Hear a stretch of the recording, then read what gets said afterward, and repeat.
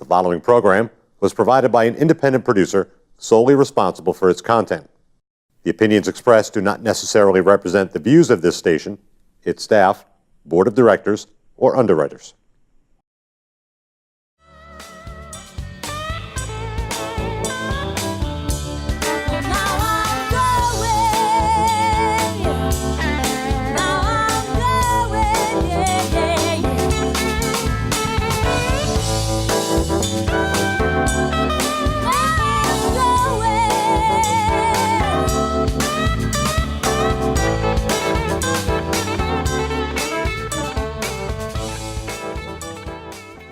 Welcome, ladies and gentlemen, to another episode of Frankly Speaking. I'm your host today, Frank Zaberick. And for those of you who followed my show since its inception back in 2015, a couple years ago, I had an interesting guest, Rick Cardos, who was and still is the executive director of a group called the Nathan Project, which focuses on a support group for people who have a sex addiction. And about a month ago, I was blessed to go to a fundraiser, an annual fundraiser at near the Trinity Baptist Church here in Nashua, fairly close to the studio, by the way. And a tremendous event. I didn't expect a couple hundred people there, but I would say there was a couple hundred people in the audience. And I heard a couple of testimonies that were just mind-boggling. And that said, among the testimonies are my two guests here, Andrew and Jessica Locke from Manchester. And so without any further ado, Andrew, I'd probably start with you since you're the crux of this testimony, I think. Sure. And tell my audience a little bit about yourself and how you got involved with the Nathan Project. Sure. Well, my history with the Nathan Project goes back to the middle of the last decade, a little over 10 years, maybe 10 to 15 years ago. I started to have some problems with looking at pornography as an adult, and it's kind of one of those things that I guess most teenage boys go through, but you kind of hope that you've kind of kicked that off to the side by the time you get married. In particular, if you're a Christian man who desires to love his wife well and please the Lord and all of that. And I found myself struggling with a relapse into viewing pornography online, and to the point where I was lying about it to my wife and really causing havoc in our computer, and all of these strange pop-ups were coming up all of the time, and it was a real mess. At any rate, my wife, Jessica, confronted me about it, and fortunately, some folks who were very close to us pointed us in the direction of the Nathan Project. And they have support groups for men and women who are struggling through this kind of a thing, in particular for husbands who find themselves under some kind of compulsion or addiction to pornography or sex addiction, and then support groups for spouses of sex addicts. And they were right at the right place, right time for us where we were at. And I went through their recovery program for, I guess it was about three and a half years. Yeah. And the every Thursday night kind of a thing, just like any other recovery program would have you go through. And it went through, everything, all of the inventory of your life, what your relationship with your parents was like, in particular your father, what kind of background you come from in terms of how you view sexuality and what it's for, and does that match what you think God has designed it for, or what the Bible says God has designed it for? Everything from your sexual past and history, just trying to help you sort through why it is that you feel compelled to act out and behave in these ways that are causing this rift to occur in your marriage. And a lot of people think that pornography, viewing pornography, or engaging in this kind of behavior doesn't hurt anybody. So I can just, it's not like I'm shooting heroin or something like that. It doesn't hurt anybody, you know, but it really does. It kills marriages.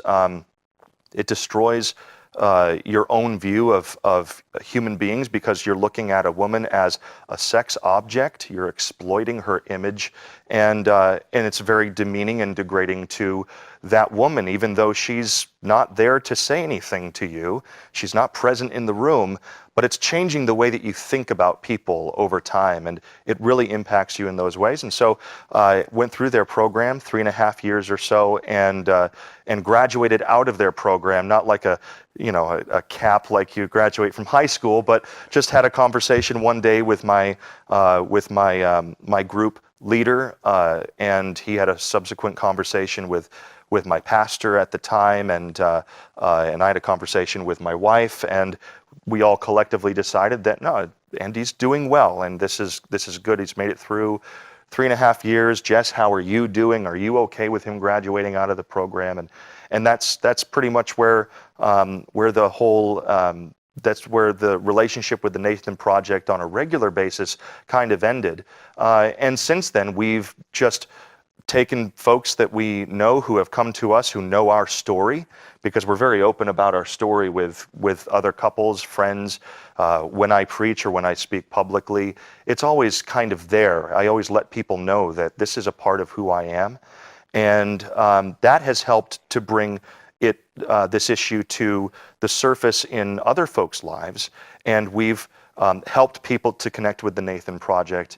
And that's been obviously kind of our legacy with the Nathan Project, is helping folks get connected to healing and get connected to support, and to pursue a healthy lifestyle and learn how to love differently, and all of those kinds of things are part of what the Nathan Project does. So that's the short story. Well, and one thing I want to make clear too, in your particular situation, you kind of caught your problem before you started acting out with like affairs or maybe prostitution or something like that. Yeah, and the group that I was a part of, the FMO group, which means for men only, that group that I was a part of contained men who had all kinds of different problems. It wasn't just looking at pornography as a way to waste time. Some of these guys were in there because they needed to go to a sexual recovery program because they had molested a child. Some of the guys in there were involved with affairs, and they were compulsively visiting women when they were on business trips and so forth. So they kind of lump us all together because sex addiction is the problem that's at root there. And that, regardless of how it manifests itself, looking at pornography, going and having an affair or multiple affairs, even emotional affairs, it's all at the same root is beneath all of those different kinds of expressions of sexual addiction. And Jessica, I would assume, before you get into your testimony, I would assume too that there was a lot of, it's not just a question of intimacy that was lacking in your relationship at that point when Andrew was early into like sex addiction. It was like the time spent with you, talking with you, spending time with you for dinners and stuff like that. You probably felt very alienated. Well, he was on his computer doing God knows what. And well, I think for me, I didn't know what was going on. So there's a sense of feeling almost borderline insane. Like you kind of go, something's not right, but I don't understand what that might be.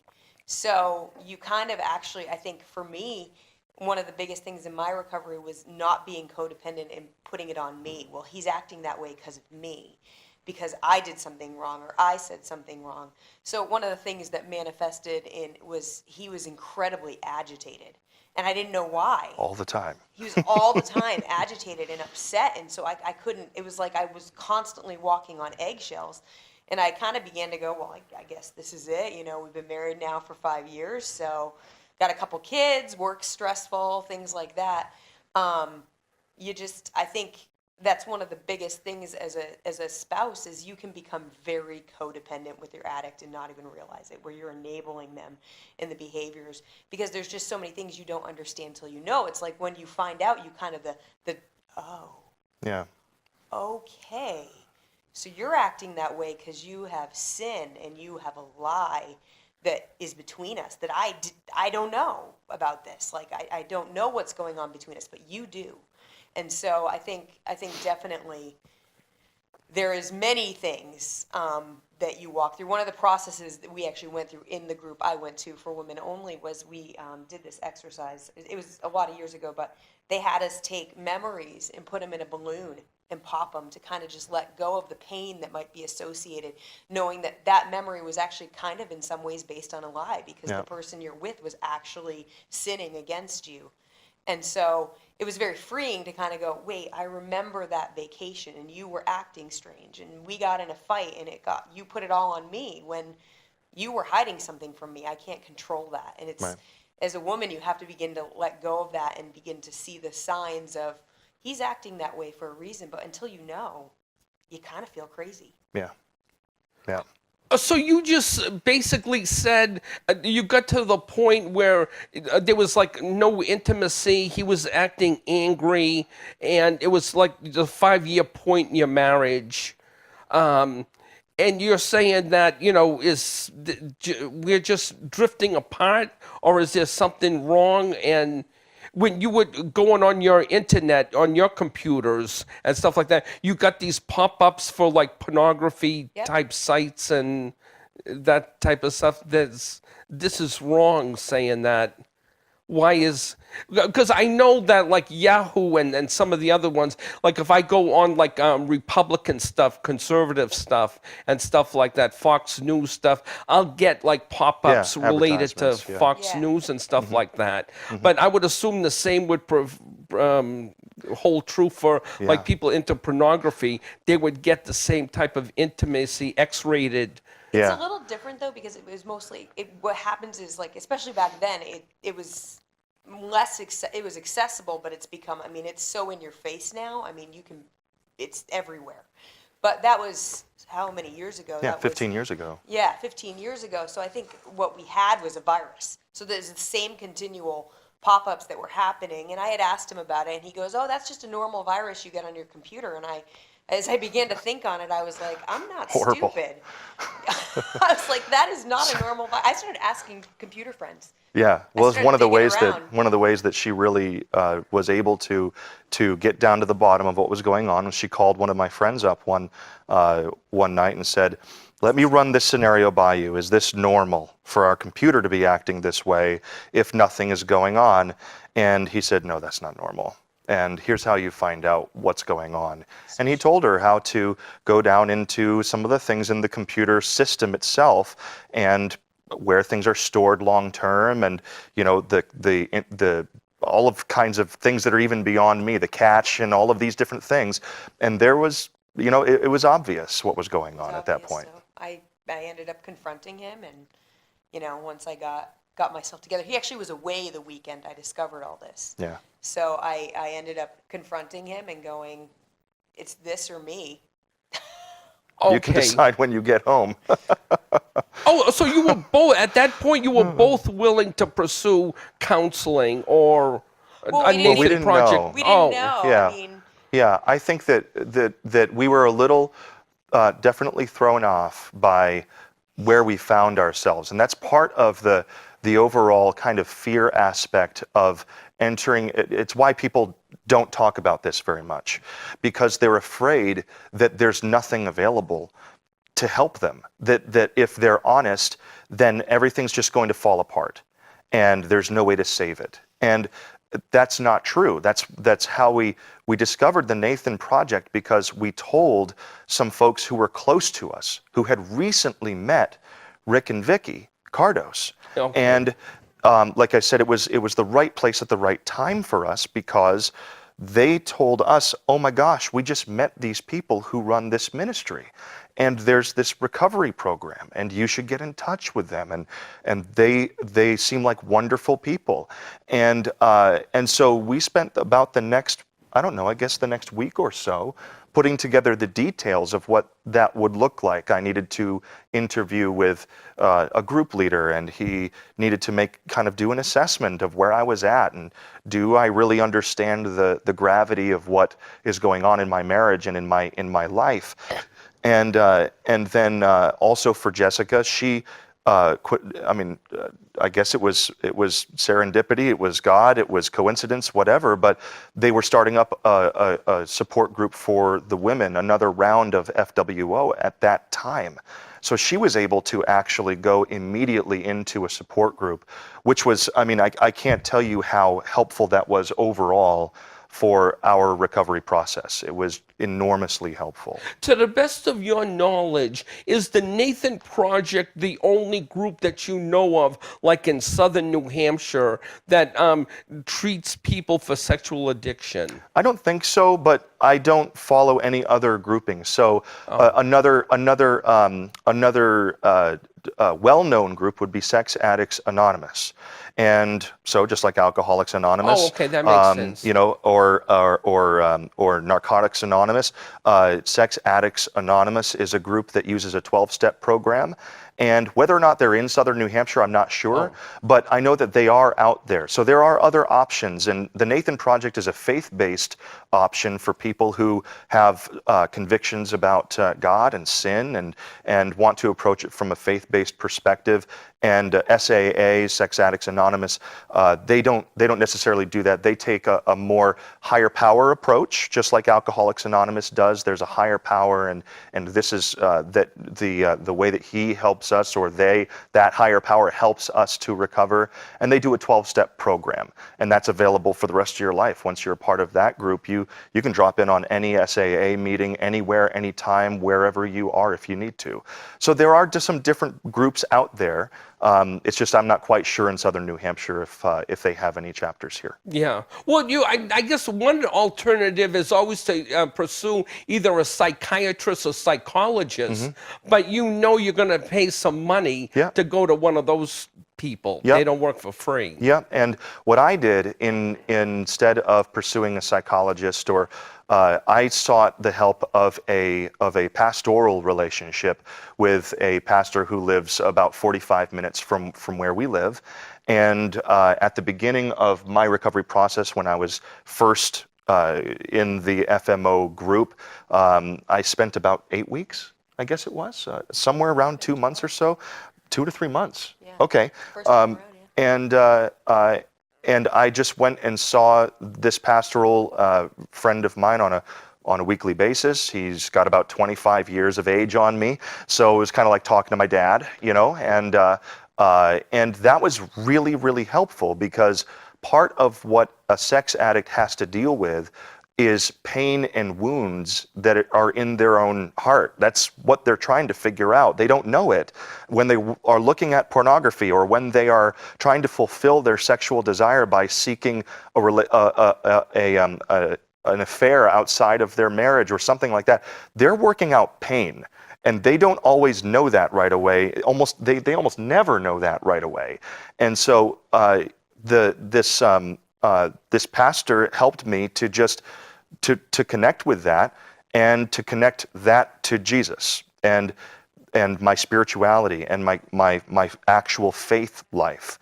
And so dealing with that from that perspective was extremely helpful. So not just the recovery program, but also supporting that recovery with regular interaction with a counselor, I would call him, and that didn't cost the big bucks that a psychologist does, obviously. There you go. So that's where the direction that I went, and I think that I had a little bit of, not everyone has the ability to do that. They don't have a pastor around who would be helpful with that, so I benefited greatly from, just having that type of person nearby. And you and Rick Cardos seem to be similar in the sense that I don't think he started off when he was engaged in heavy into sex addiction, that he was a minister. And I don't think you were either. You sound like you come from a different profession, and then after this all hit the fan, so to speak, then you kind of pursued. You're both the executive director of Formed Ministries, and also you're the associate director, the associate pastor, excuse Yeah. me, of Manchester Vineyard. Yes. Yeah. So before that, when you were, deep in your problem, I assume you weren't a pastor or religious person at all. No, I was actually. I was on the leadership team of our church at the time. Oh. And so they would in our church I'd be called an elder or something along those lines. And the issue for me, a major point of consideration for me, and a great point of fear for me in all of this was, have I disqualified myself from pursuing the call of God that I believe that I have on my life? It's one of the fears that actually held me in the grip of pornography for so long, was if I tell somebody about this, then I can't do what I believe God's called me to do. And obviously the lie there is, why do you think that you can do what God's called you to do if you're still doing this? And so it's an awful kind of noose that you find yourself in. But post the after the actual discovery of this problem that I had and beginning to heal from it, it became clear to me that I could take deliberate steps towards ministry. I think I needed more time. And this is all 12, 15 years ago that this happened. If I had been in ministry at that time in my life in a real capacity that had me responsible for people, like a pastoral capacity, that would have been a mess. So I'm glad that God did not allow me to become fully serious about the call that He has for me to fulfill until much later down the road. Okay. Yeah. Okay, so I want to switch gears a little bit and ask Jessica a question. I'm sure your close friends, colleagues, relatives, the people who are probably closer to you than they were to Andrew, probably gave you advice. I'm assuming they probably gave you advice: divorce him immediately, or what's good for the goose is good for the gander. At any point, did you ever contemplate the idea of maybe like going out with a bunch of girls to the bars and stuff like that, just to get back even and give Andrew a dose of his own medicine? Did you? Did I? Did you? Every night now. Every night. No, actually, I mean, God was really kind to Andy to give me a lot of grace for Yep. him. In my mind, repaying his evil with evil wouldn't have solved anything for us or our kids. I mean, at the time we had 2 young daughters. We have 5 now, but at the time we had our 2 oldest girls, and I think they were 2 and 4. And so, I mean, my thoughts were, we've got to fix this, and if we can, I got to get my kids out of this, because I don't want them growing up in a home with this type of dysfunction and sickness, because I won't let them have that. Like, so we let a very small circle in, because I mean, and this is a sensitive thing. You don't go shouting from the rooftops, I'm married to a sex addict. And so we let a small group in. It was the night I discovered it was the middle of the night, and I actually called an old friend from high school, because I knew she was a cop, and so she worked a late shift, so I knew she'd answer the phone. And I just said, you got to pray for me. I don't know what to do. I can't sleep. I'm exhausted. The kids are going to be up in a few hours, and I'm literally sick to my stomach about what I found.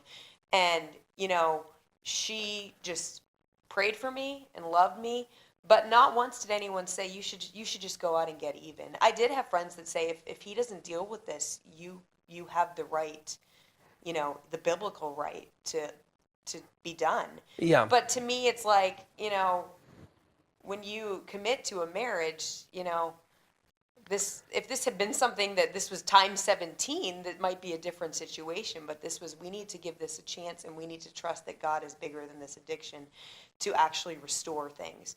And so my heart and my mind going into this was hopes for restoration, because even if for some reason things didn't work out, my prayer always was, because I loved Andy, was for God to restore this broken piece in him.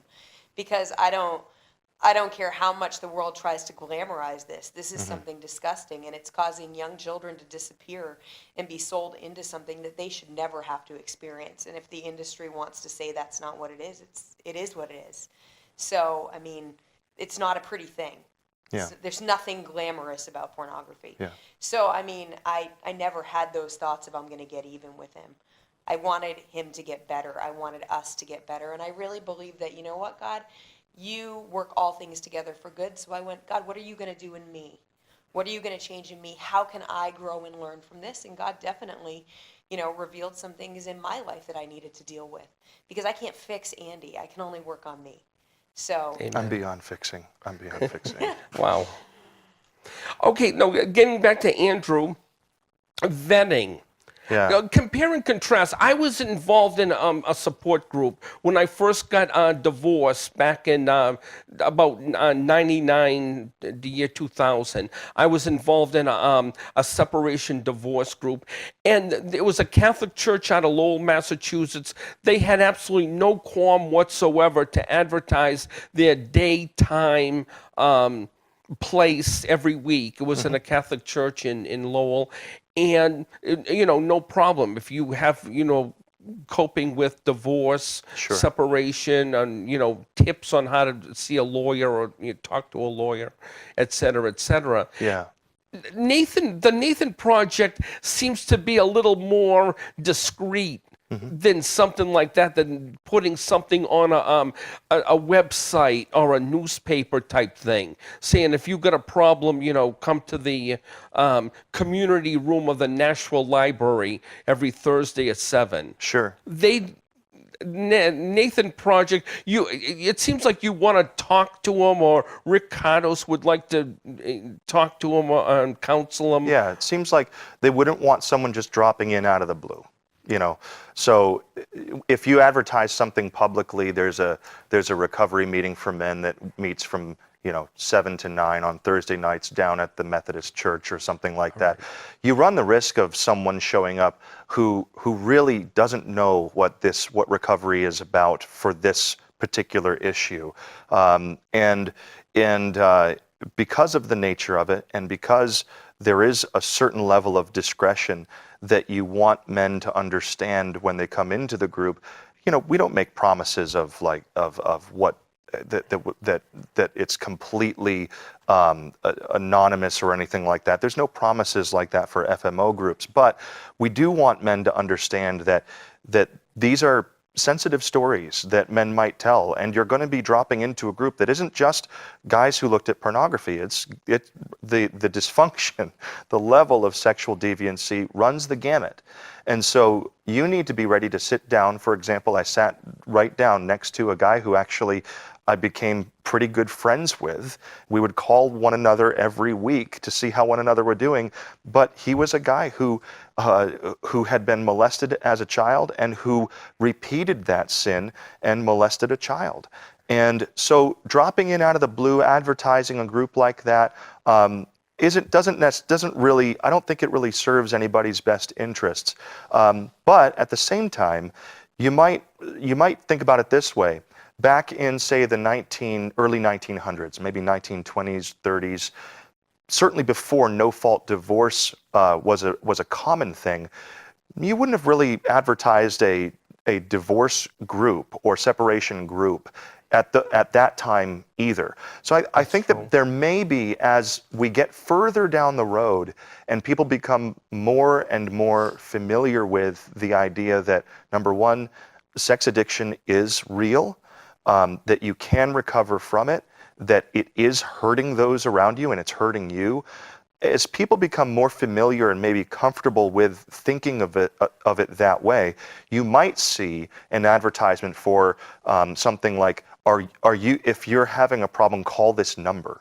You know, that I could see happening, where somebody actually just picks up the phone, calls maybe a hotline or someone's business phone number, like the Nathan Project or something like that, and is able to speak to someone who can direct them appropriately. Maybe they live in a town where there really is no support group around. Well, you know, how do you get to one? Can we start one there? You know, those are all questions that might get answered in that process, but you definitely want to vet the person just a bit. You want to help them understand their own story, because honestly, sometimes they're completely unaware of the things in their own life that have contributed to them getting to where they are. And you want to talk to them about maintaining the confidentiality of the other men in the group. Again, no promises are ever made, but it's good to remind guys that there are sensitive topics that are discussed, and confidentiality is encouraged. You know, so the vetting process is informal. And it usually does happen when, for example, I might get approached by, or Jessica might get approached by a spouse of a man who's having a problem, or someone who knows my story might direct someone to me. You know, you should go talk to Andy because he actually dealt with that, and he might have some good ideas for you. And I would then, you know, help them to understand maybe the next step is to get involved in a group, and here's who you can call, and here's a website that has some good resources on it, and you know, here's some software you can put on your computer to help you, and you know, that kind of thing. That's basically what I've helped men do over the last maybe 12, 15 years or so. Speaking about putting software on your computer, Yeah. we had talked earlier over the phone before this interview, and you had mentioned to me that you put an app on your computer. Yeah. And I guess the way it works is if there's something sensitive, overly sensitive, that can be construed as maybe porn or indirectly porn, a network of individuals from the Nathan Project would be contacted, who would then contact you or Jessica saying, you know, we've been contacted that there's been a situation where you inadvertently went on a certain site or something like that. Well, almost. Maybe I'm software. saying it wrong. Yeah, no, the software that we use is called Covenant Eyes. Okay. And it's based on the word, the name of the company, Covenant Eyes, is based on a verse in the book of Job in the Bible, where he says, I've made a covenant with my eyes not to look upon a woman lustfully. It's this great little hint that even back then Job was aware that this is sinful. This is, you know, this is dangerous stuff that you're dealing with, actually. And so the software goes on our computer, and what it does is we have the way that we set it up is I asked about 3 or 4, actually, my little network grew. It wasn't from the Nathan Project, people there, but it was people that I chose, that I trust, that I know that will call me if they get a report from my internet activity that looks suspicious. And Covenant Eyes has done a great job over the years of increasing the effectiveness of their software. And so what they do is it sends a little report to my accountability partners, you know, 3 or 4 guys, you know, Joe and Steve and Bob, and, you know, they all get my report at 7 o'clock in the morning or something like that in their email. And the subject line gives them an indication of what the report says. It'll say, looks good, or looks not so good. You know, that kind of thing. And they can open the email that comes from Covenant Eyes, and they can actually look and see if it's a bad report, or it has some website hits or some search engine results that are questionable. It will tell them that. And you know, one of the things that has been great is that we've signed our whole family up for it, so that all of the computers that our family use and all of our mobile devices that our family uses have the Covenant Eyes application or software on them. And so our family is actually protected. My kids are protected by the fact that if they have a funny hit on their report, well, we get notified about it and can talk to them. Hey, what were you looking for when you went and put in these search criteria. It's funny. One of our children looked up mushrooms for a biology project, wow. and so Marijuana, well, yeah. mushrooms, right? It's Yeah. drugs, all of that kind of thing. In Covenant Eyes, it's just applying an algorithm that looks for suspicious activity and goes, "That's a little odd," and so it sends us a report. Perhaps you should check this out, and it allowed us to go, "Oh, well, that's for the biology report," and we were able to just to check in with our kid, and then it's also had some good provided some good fodder for parent-child talking conversation about this kind of stuff too. When it comes up and we get an interesting hit on a report or something like that that maybe brings us to ask a legitimate question of our kid. What were you doing here? What were you looking for with this? And it brings up the opportunity to have a conversation with them and to engage them on this subject, whereas maybe we wouldn't do that if we didn't even know what was going on. So it doesn't stop them from going and looking at a website or a YouTube video or something that could be considered objectionable. It helps them to make good decisions because they know that we're going to get a report on the stuff that they did that day. When you first started this Covenant Eyes, the software on your computers, and you had these 3 or 4 network partners, that had to be a very humbling experience for you. Yeah. As if I would be tempted to say, well, when I go on the internet, it's none of your beeswax. Right. But you're obviously fighting for your marriage. Yes. You want your marriage to succeed. Yeah. And without that, maybe you might not be a successful marriage right now. A lot of guys, they hold back. And so instead of what we decided we were going to do was just pull out all the stops because we didn't want anything that was available to us. We didn't want to refuse because of pride to take advantage of all of the tools that were available to us. So having a 3 or 4 guys out there that are if you want to put it that way, looking over my shoulder at what I'm viewing, making sure it's okay. Well, the way that I looked at it was they're helping me protect myself.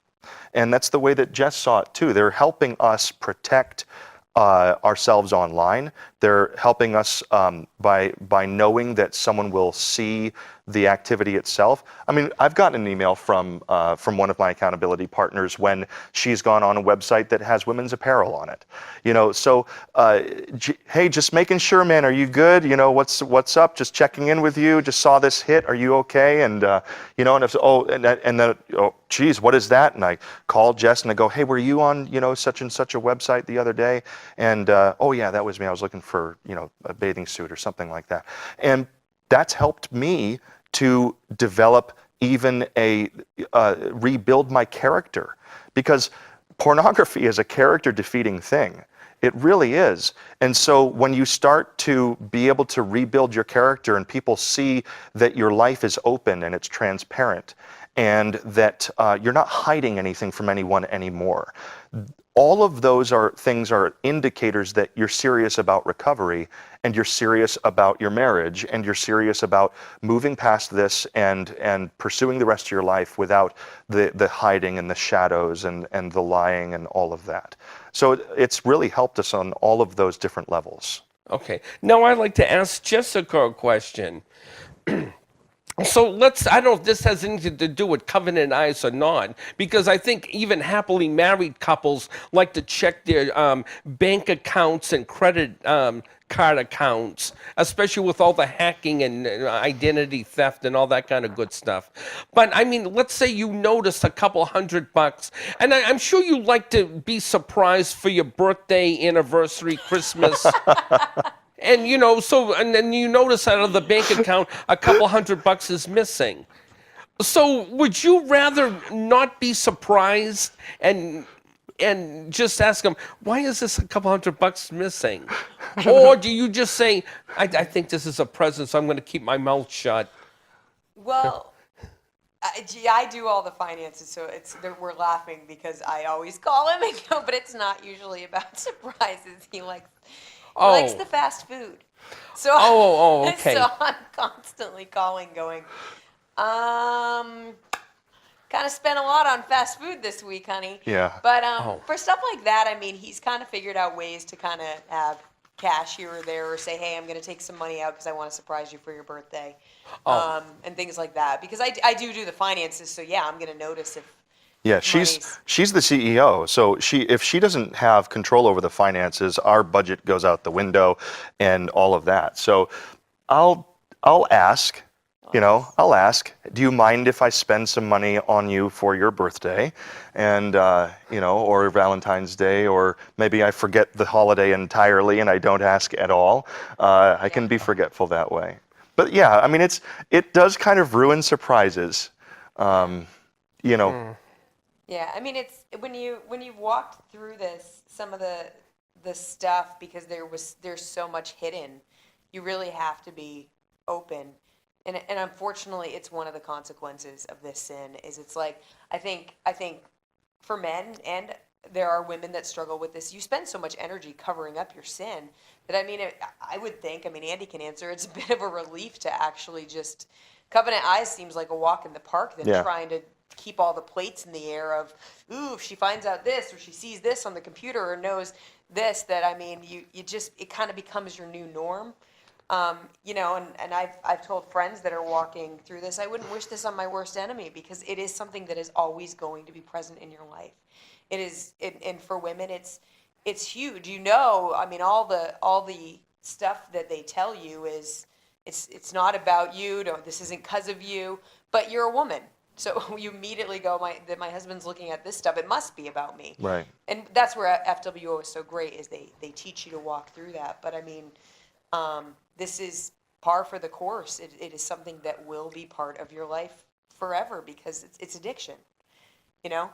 It's addiction, I mean, alcoholics are constantly going to battle with wanting that, when something stressful might come into their life, going, should I have that drink? I mean, it's a reality. It's an addiction. And married, when you're married to any type of addict, there's going to be those things where you create a new normal. Yeah. We've had to make a lot of adjustments. We even go, we'll go to a website that will tell us what it does a review for us of what the sexual content of a movie or TV show is. There's a lot of movies we don't see. Yeah, so we're very careful about what we watch.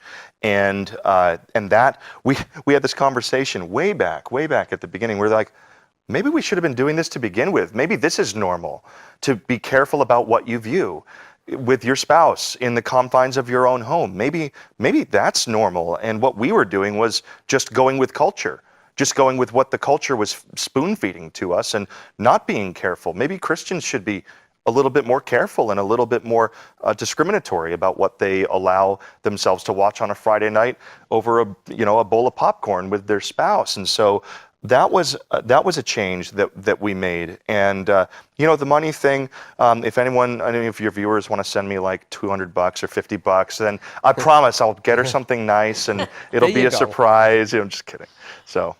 One thing, Andrew, me and you talked over the phone on some off-the-wall stuff. I noticed that the NathanProject.net has a lot of interesting factoids associated with pornography, like how the pornography addiction stacks up against alcohol, tobacco, cocaine, and whatever other gambling, addictions, sure. Food, gambling, and we were talking, and you had mentioned, that kind of threw me for a loop, that the actress, famed actress, Halle Berry, well, I guess I looked her up on Wikipedia. She went through three divorces, and her second marriage ended because her husband was a sex addict. Yeah. And here she is, one of the, she's been on People's Most Beautiful People, 50 Most Beautiful People,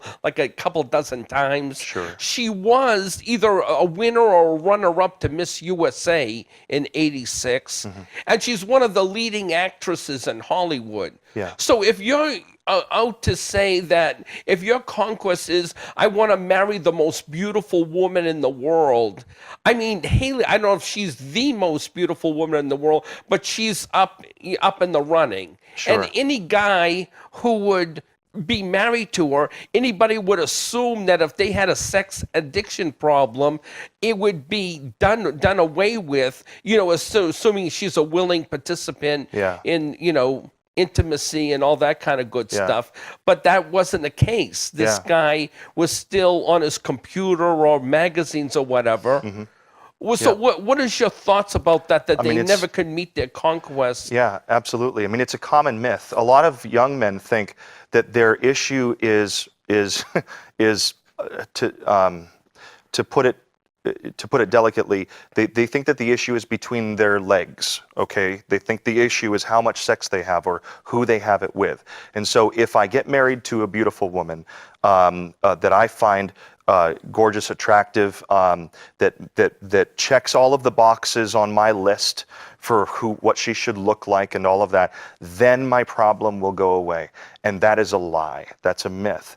To go back to what Jess was just saying, even for a woman of high status who's famous for her beauty or something like that, it's really not about her. It's not about him being with her. It's not about him having, married his idea of the ideal woman or anything like that.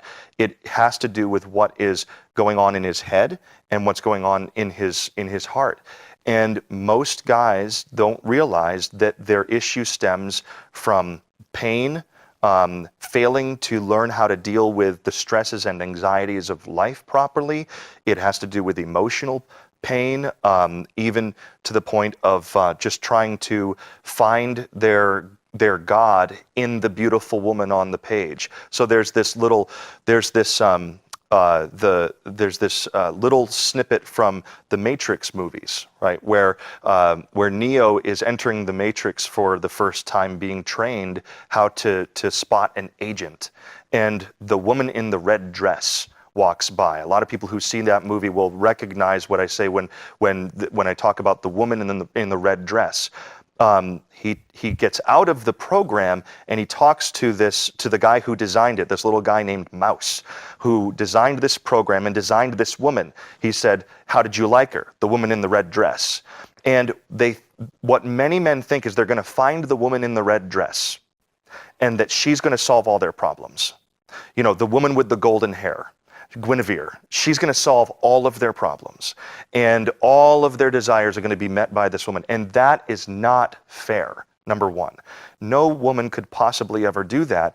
And when they fail to do that, that's when they start looking around. Their issue doesn't go away. It doesn't get solved. It's what I went through even with Jessica. She couldn't solve all of my problems. Why? Because my problems were deeper than just skin deep. They were deeper than just whether or not she is a good partner in intimacy with me in our marriage. That had almost nothing, little, zero to do with it. It has to do with a heart issue and a head issue in the male. And Halle Berry is a great example of just what many men would think of in the woman in the red dress or the woman with the golden hair, and isn't she so beautiful, and I would love to be with her. And then they get the woman that they want to be with, and it doesn't stop. And in fact, it can actually inflame things because, well, now you've got a spouse and you're a partner with a spouse in a marriage, and a marriage is like a magnifying glass on all your problems. I mean, it's just, a marriage is like a loudspeaker to all your foibles and all of your little idiosyncrasies and all of the things that you can't stand about yourself, or it just all comes out through marriage. And so when that starts to happen, men have the tendency to look elsewhere, and it becomes you can't possibly satisfy that thirst. It just keeps being thirsty and thirsty and thirsty until you fix the problems and address the problems that are on the inside. Okay, a couple of lightning rounds, and then we'll get to our epilogue here. So, in your experience, both Andrew and Jessica, would you view Maxim and Stuff magazines, as well as Victoria's Secret and Fredericks of Hollywood catalogs as pornography? I would think that we would have to say yes. What do you think? Yeah, I mean, I don't think they'd classify that, but in our opinion, yeah. Yeah. So they cover the private parts of the women, Yeah. Not but much the more. Not much more than that, right? I mean, it's Okay. So if pornography has to do with exploitation of now male figure too, because there's all kinds of pornography now. So it's not that a child pornography. It's not that the child is wearing a bathing suit jumping into a pool with their friends. That's not child pornography. Child pornography has to do with exploitation of the child in particular ways that exploit them, and that's really the kicker. For a Fredericks of Hollywood or a Victoria's Secret or even a Maxim, I would call those, maybe Maxim isn't a porn magazine or porn proper, but it contains pornographic material. I mean, let's face it. The women are in there not because they're providing good information. And so Maxim and magazines like that or publications like that, even, the websites themselves, Sports Illustrated swimsuit issue, all of that kind of stuff, that's all exploitative in nature. It's not providing anything constructive. And if you think it's providing something constructive, you have a deeper problem than you might have presupposed. Okay. Moving right along. Now, in your opinion, in your experience here, would you consider a couple of guys who've been in the news lately for their problems? Harvey Weinstein, Bill Cosby, Bill O'Reilly, Matt Lauer, and Kevin Spacey. Would you consider them sex addicts or power addicts? Yeah, that's a tough one. And do you think these could Nathan Project help out these guys, or do they need a different kind of help? That's hard because not knowing someone personally makes it very difficult to really come to a conclusion that can be helpful to them.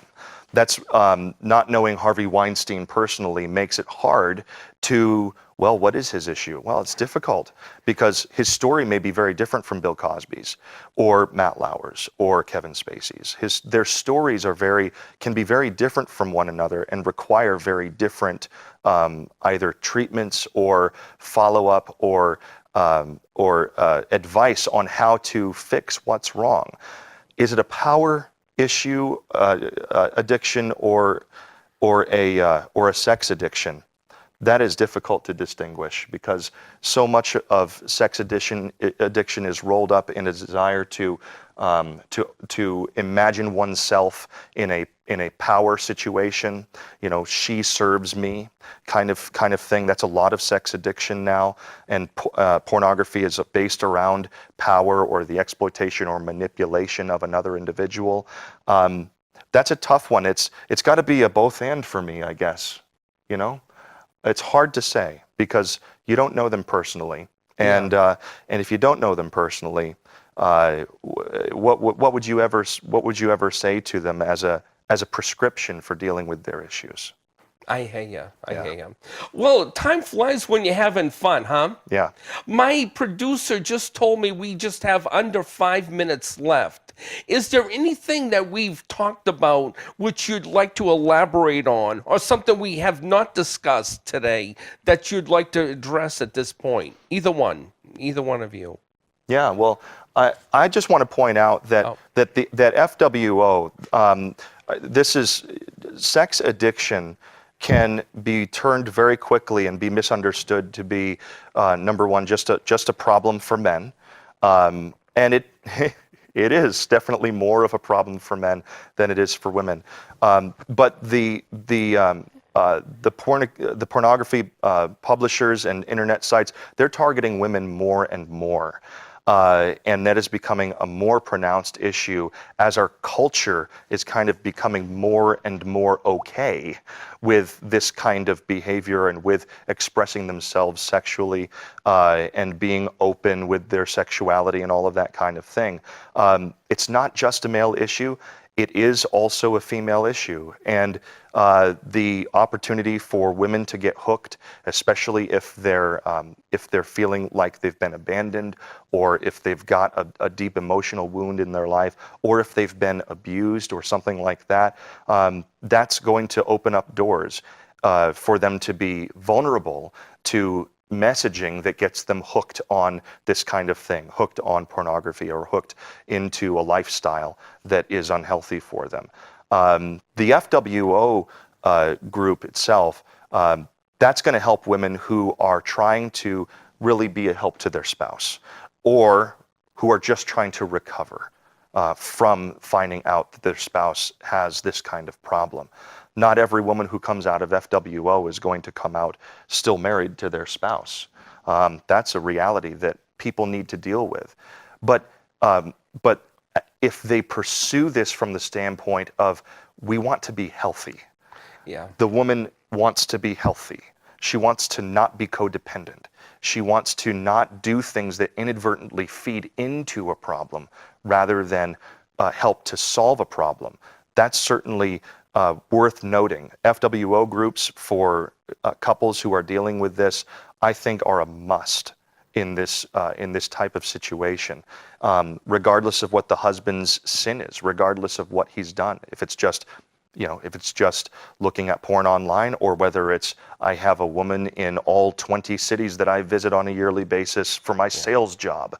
FWO groups are, I just can't overstate how helpful they are for the couple themselves first, but definitely for the woman who is trying to put all of this into some kind of perspective and become healthier on the other side. I just wanted to just put an underline on that, because I think it's so important for couples who are going through this.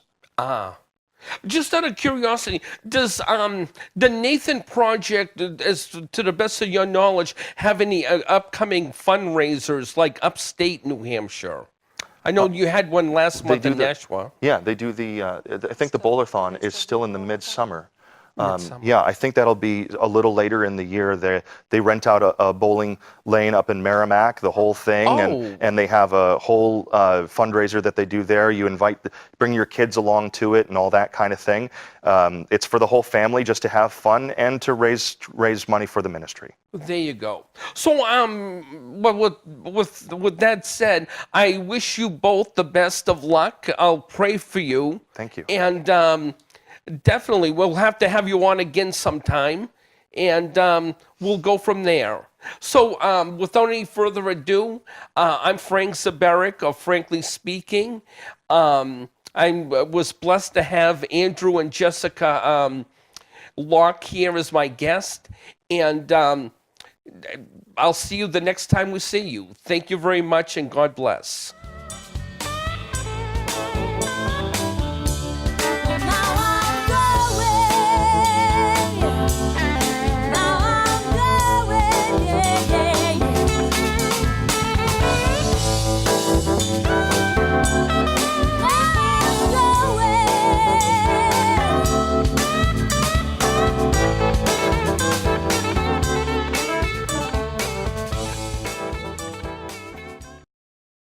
The preceding program was provided by an independent producer solely responsible for its content. The opinions expressed do not necessarily represent the views of this station, its staff, board of directors, or underwriters.